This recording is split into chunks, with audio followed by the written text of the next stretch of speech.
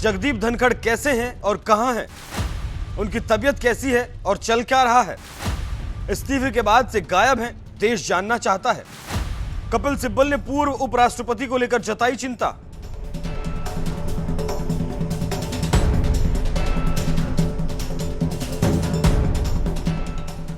Monsoon सत्र के दौरान 21 जुलाई को काफी हलचल थी। सरकार और विपक्ष आपस में टकरा रहे थे और मांग कर रहे थे कि ऑपरेशन सिंदूर पर चर्चा हो। फिर शाम होते होते सोशल मीडिया प्लेटफॉर्म एक्स पर हल्ला होने लगा कि कुछ बड़ा होने वाला है। रात को 9 बजे होंगे कि अचानक सोशल मीडिया पर एक लेटर वायरल होने लगा और कहा जाने लगा कि उपराष्ट्रपति जगदीप धनखड़ ने इस्तीफा दे दिया है। फिर शुरू हुआ अनुमानों का आकलन कि किस वजह से दिया गया है ये इस्तीफा, इसका कारण क्या है। मोदी शाह नाराज थे या नाराजगी की वजह कुछ और है। फला फला फला। अब धनखड़ को इस्तीफा दिए हुए 2 हफ्ते से ज्यादा का वक्त बीत चुका है, तो एक बार फिर धनखड़ जी जिंदा हो गए। कारण है कपिल सिब्बल। अभी 2 दिनों से चुनाव आयोग को लेकर विपक्ष आर पार के मूड में है। इसी बीच कपिल सिब्बल ने प्रेस कॉन्फ्रेंस करके एक ऐसा सवाल पूछा जिससे मोदी शाह के भी होश उड़ गए। जी हां, पूर्व उपराष्ट्रपति जगदीप धनखड़ के इस्तीफे दिए 18 दिन बीत चुके हैं, लेकिन देश को पता ही नहीं कि आखिर वो कहां हैं। अगर तबीयत खराब थी तो देश को पता होना चाहिए कि उनकी तबीयत अब कैसी है, लेकिन उसके बाद भी अब तक उनका कोई अता पता नहीं और ना ही उनका कोई बयान सामने आया है। अब इन सबके बीच राज्यसभा सांसद कपिल सिब्बल ने सरकार से जवाब मांगा है। कपिल सिब्बल ने कहा कि उनके इस्तीफे के बाद से हमें उनके ठिकाने के बारे में कुछ नहीं पता चला। कपिल सिब्बल ने कहा कि मैंने पहले लापता लेडीज के बारे में सुना था, लेकिन लापता उपराष्ट्रपति के बारे में पहली बार सुन रहा हूं। अब लगता है कि विपक्ष को उन्हें बचाना होगा। मैंने पहले उन्हें फोन किया था, लेकिन उन्होंने फोन नहीं उठाया, बल्कि उनके पीए ने फोन उठाया और कहा कि वो आराम कर रहे हैं, लेकिन कहां आराम कर रहे हैं किसी को मालूम नहीं। और कपिल सिब्बल ने आगे क्या कुछ कहा, आप खुद सुनिए।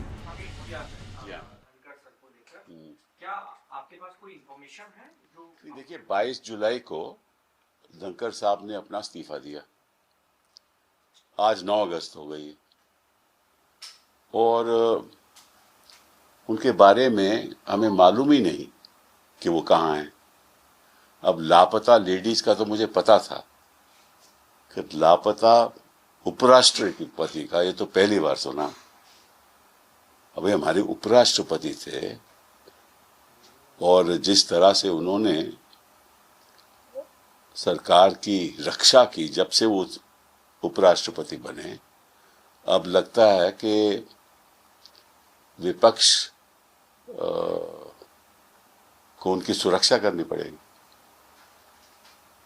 कहाँ हैं धनखड़ साहब?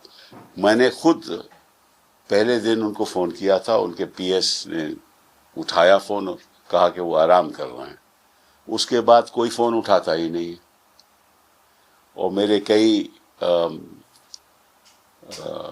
राजनीति में राजनेता से मेरी बात हुई तो वो कहते हैं कि हम भी नहीं फोन मिला रहे। तो अब क्या करें? हेबियस कॉर्पस फाइल करें, क्या करें? और इस बात की जानकारी तो होम मिनिस्ट्री को होगी ना। तो अमित शाह जी को एक बयान देना चाहिए, पब्लिक बयान, कि कहाँ है, क्योंकि आपको मालूम है उनकी तबीयत भी ठीक नहीं थी। तो ऐसा तो नहीं कि कहीं वो इलाज करवा रहे हैं, कहाँ हैं। उनके कोई परिवार के लोगों ने भी नहीं कुछ कहा।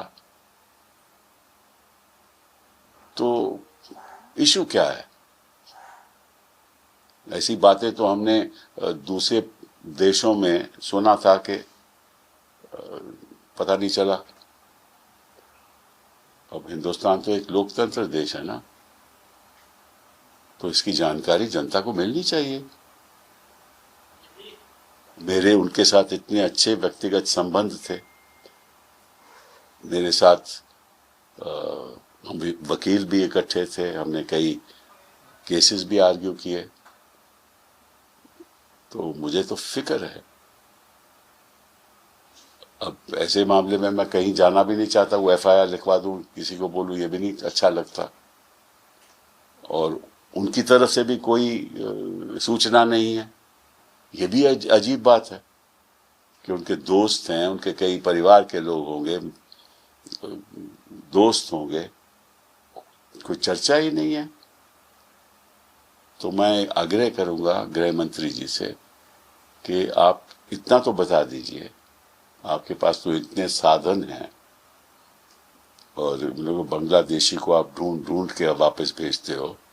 ये तो हमारे उपराष्ट्रपति जी हैं, इनका तो आपको मालूम होगा कि कहाँ है, तो प्लीज एक बयान दे दीजिए और अगर ठीक ठाक है तो वो भी बता दीजिए। और अगर, क्योंकि वो अगर जहां भी हैं, क्योंकि उनके अपने ऑफिशियल रेजिडेंस तो है नहीं, वहां तो है नहीं ना, तो जहां भी हैं हम भी जाकर मिल लेंगे। क्योंकि जो उपराष्ट्रपति के नए चुनाव हैं वो तो उनमें तो थोड़ी देरी है ना, अभी सितंबर में होंगे, तो सितंबर से पहले हमारी मुलाकात हो जाए तो अच्छा रहेगा ना, कि हम भी कहेंगे कि वो सुरक्षित है, सब ठीक ठाक है और स्वस्थ हैं। ये ज़रूरी है, क्योंकि कोई ऐसा हिंदुस्तान के इतिहास में आज तक नहीं हुआ।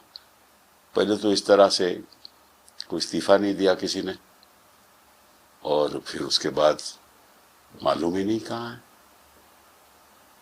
तो मुझे थोड़ा फिक्र है। बहुत बहुत धन्यवाद।